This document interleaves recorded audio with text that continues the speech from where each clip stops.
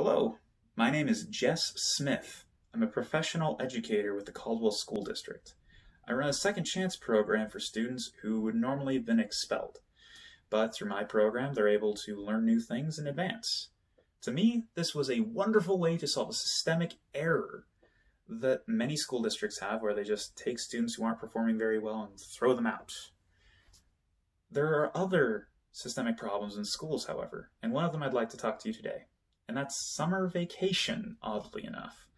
Now, we probably all have some sort of great memory of summer vacation, of not having to worry about something or other, not having to deal with teachers, and teachers not having to deal with students at the very least.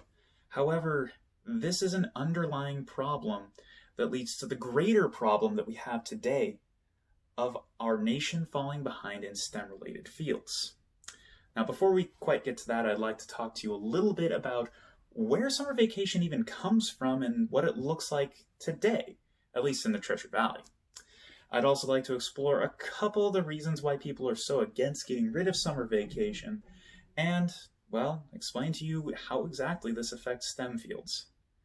So firstly, where did summer vacation even come from? Well, originally, most of the United States was an agrarian society. That means that the majority of the United States was rural in some aspect, and people worked on the family farm. Well, when you're working for the family farm, you need summers off. That's when things grow, that's when you plant things. And so summer vacation was born in the early days of the United States. My dad was one of those kids. He grew up on a fruit ranch just a few miles from where I'm standing currently. And at that fruit ranch, he needed summers off every year so that he could help make sure that the family crops came in a-okay. I, however, grew up in a city, literally 20 miles from his doorstep that he grew up in. I'll be honest, I didn't work an hour for a professional employer, or really probably more than 40 hours over the summer for my family throughout high school. And from people I've talked to, that's not an uncommon experience. So one has to ask themselves, why do we even keep this around if we're not an agrarian society anymore? If students aren't all working over the summer, well, some people might tell you that we need the time to reset the school. Well, I can tell you as someone who's worked in schools that that's not actually accurate. You see, that's when the majority of the maintenance is going to occur to the buildings in the school. That's also when a lot of the hiring processes are going to happen, and a lot of the other admin tasks.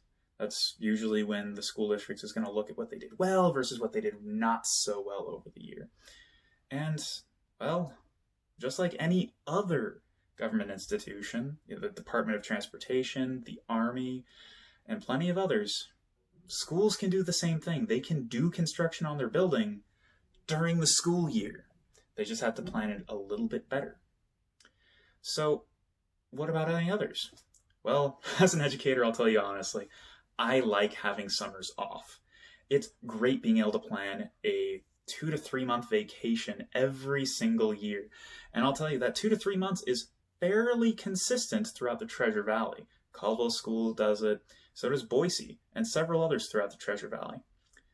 So, where exactly is this disconnect? Well, remember that 2 to 3 months I just mentioned? Well, according to a study from Jennifer Hagan and several others similar to this study, we have found that reading retention doesn't really get affected by time off. However, if you have a long time off from something like math or science, you're going to lose a significant amount of that knowledge over the course of summer vacation. An easy example is if you think back to the last math class you took.